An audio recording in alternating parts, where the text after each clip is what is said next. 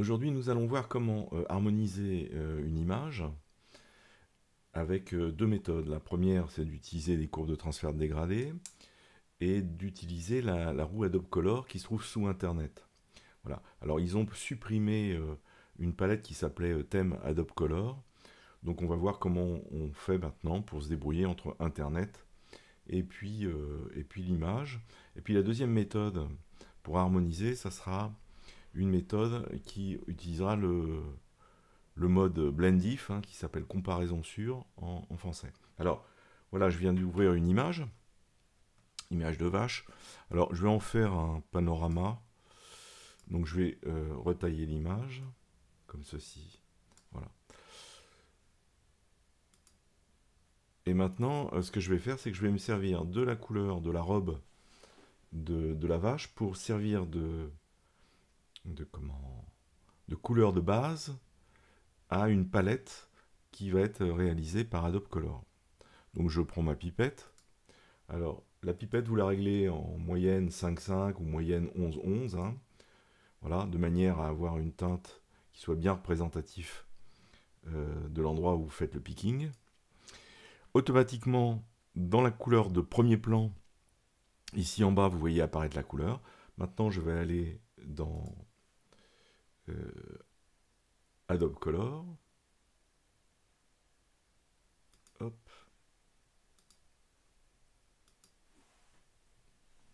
Donc je tape Adobe Color.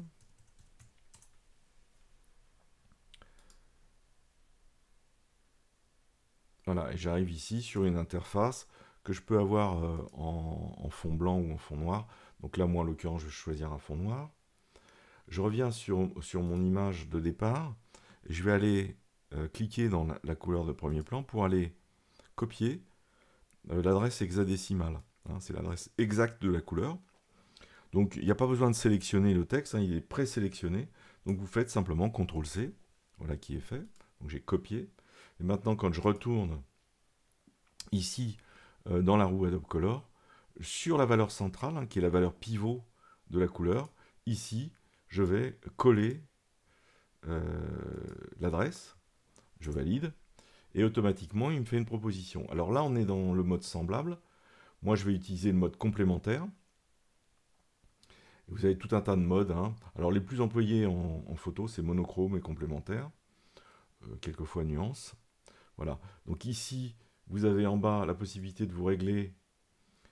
Alors, je vais tout activer ici.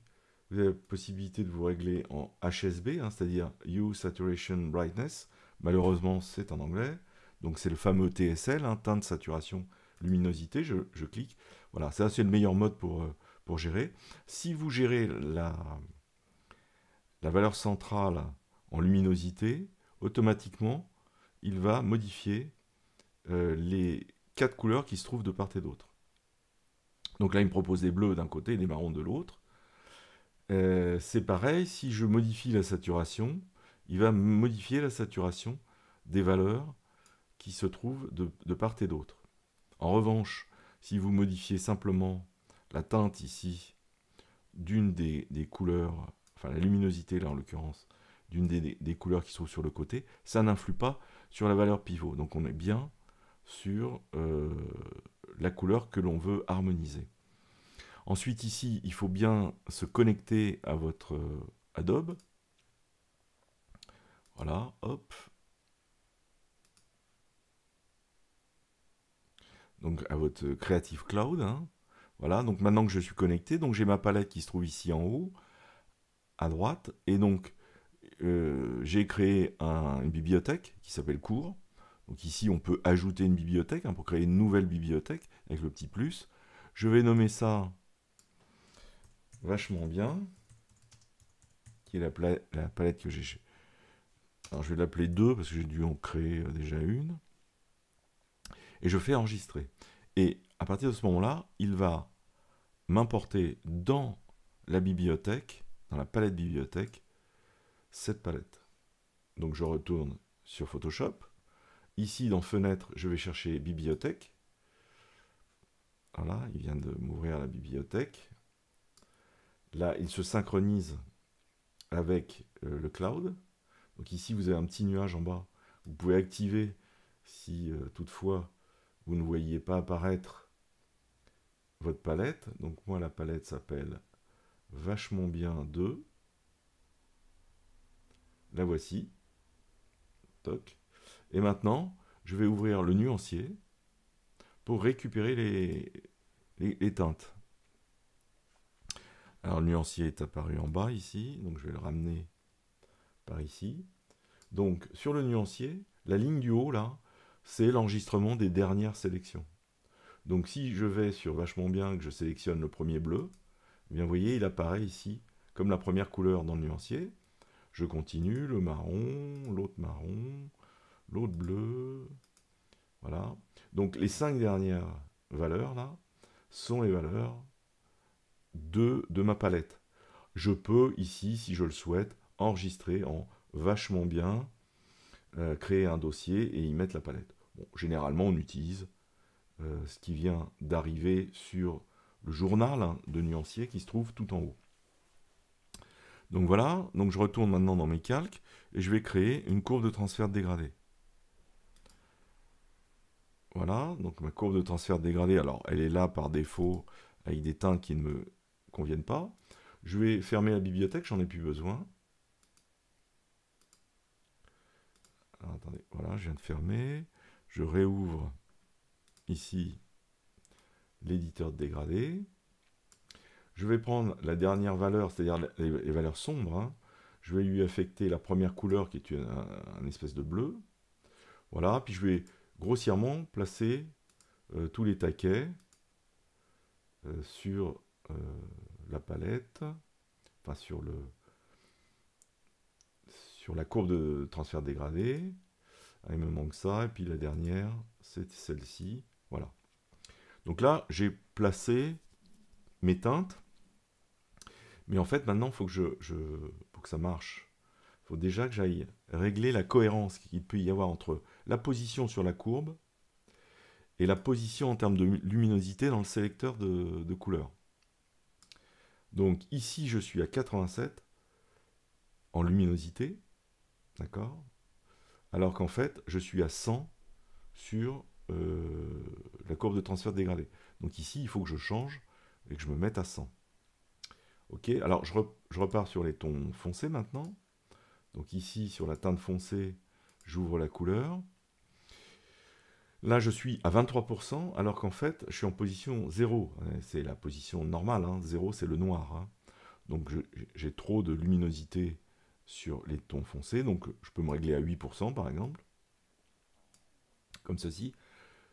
Sur le taquet, le prochain taquet marron, je suis en position 20 sur la courbe de transfert dégradé, mais en fait ici je suis à 27, donc je suis un petit peu trop haut en luminosité sur la teinte.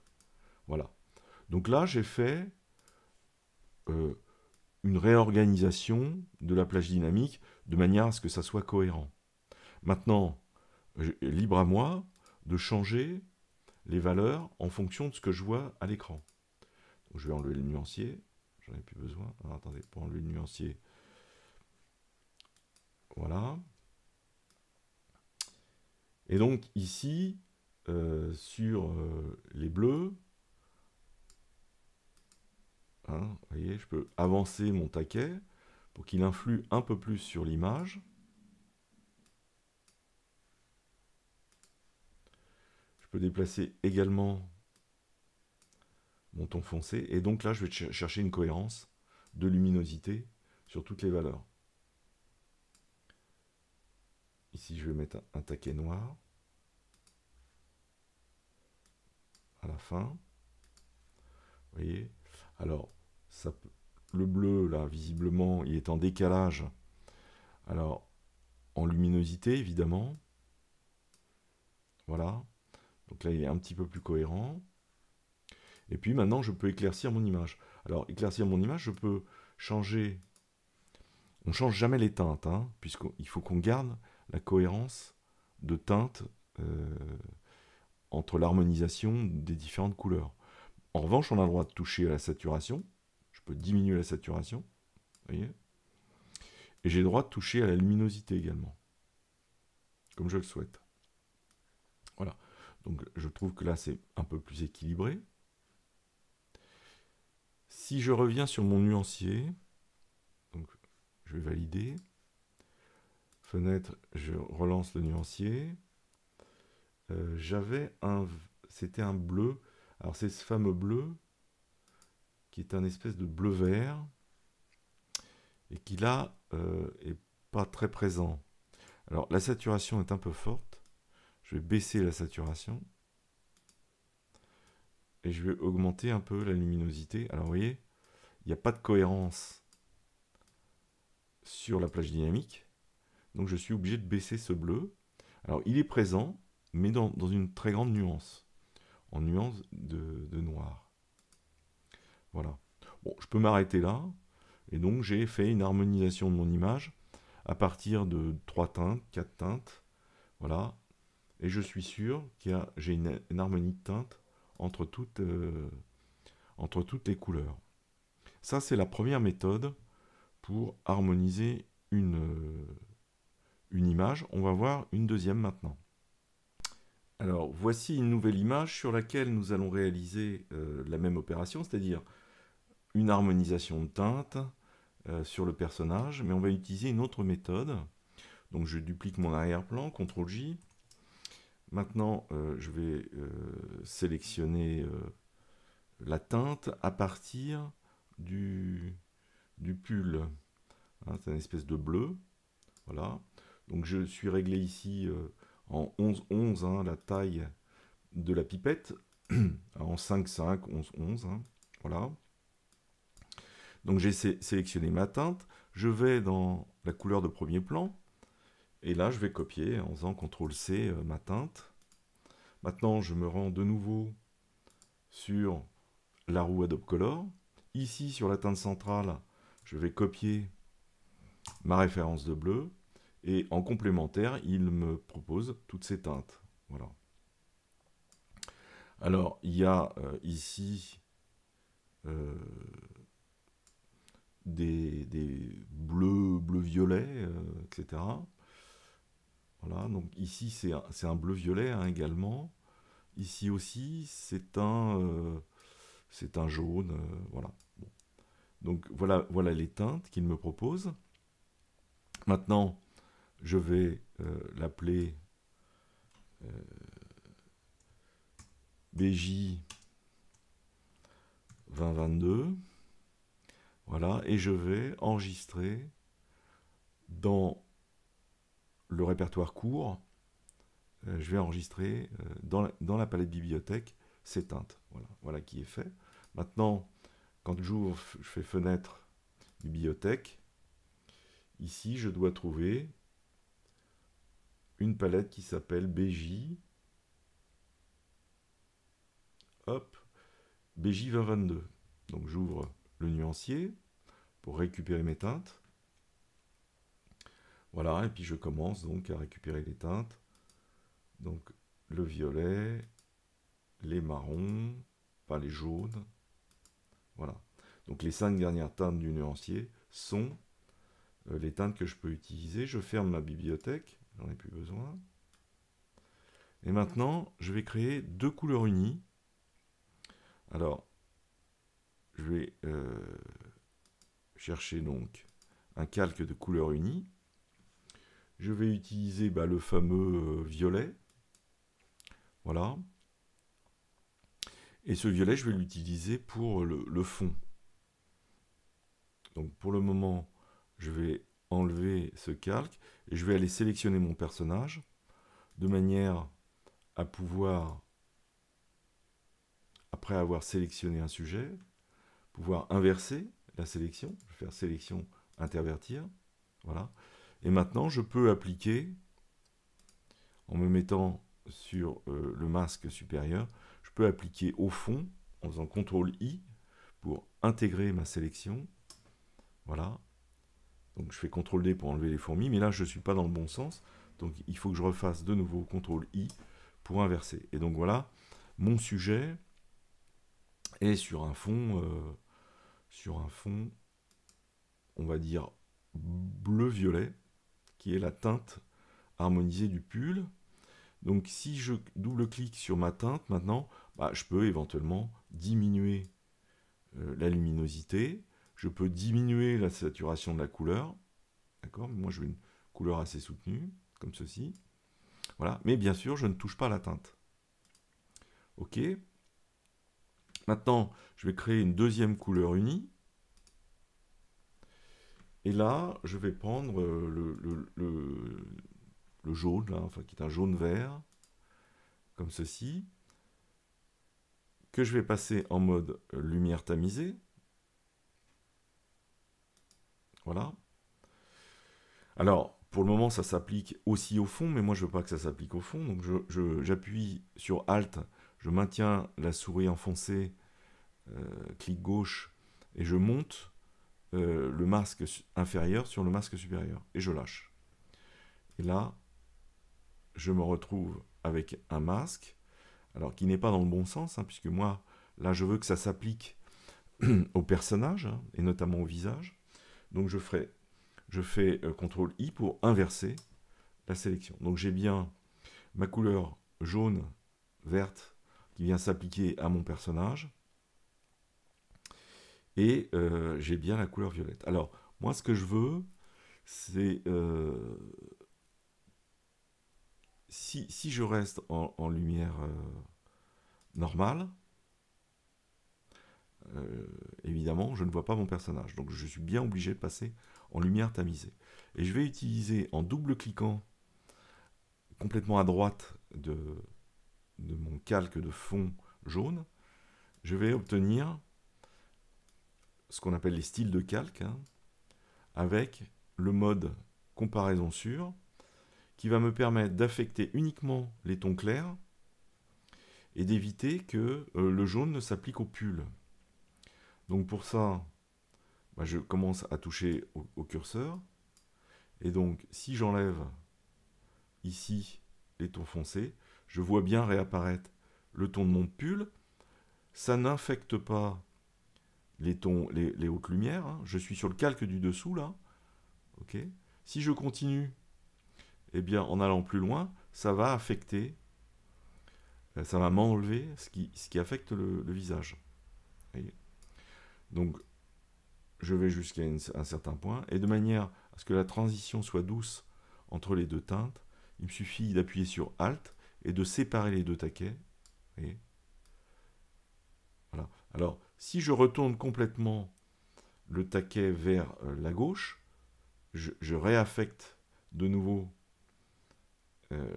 la teinte que je ne veux pas. Je veux de nouveau la teinte du pull.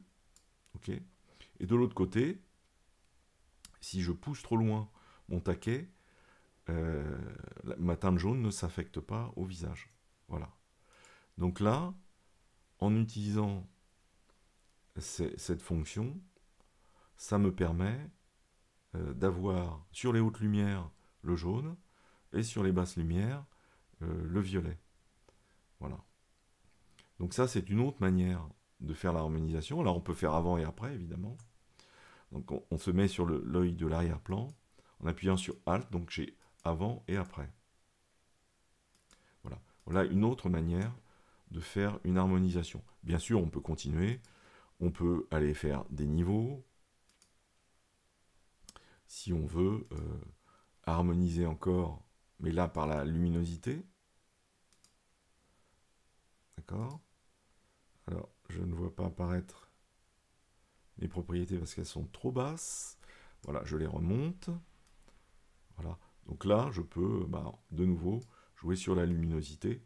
Si je trouve que c'est un peu trop saturé, je peux faire une teinte et saturation et demander à désaturer un petit peu mon effet. Voilà. Voilà la deuxième manière avec laquelle il en existe d'autres, hein, évidemment, pour harmoniser de deux teintes cette photo. J'ai donc pris la photo du pull, donc j'ai harmonisé le pull par rapport au fond, et j'ai harmonisé le visage avec la couleur complémentaire du bleu. Voilà, donc c'est une autre manière de faire une harmonisation. J'en ai terminé pour cet exemple. Je vous souhaite une bonne journée. À bientôt. Au revoir.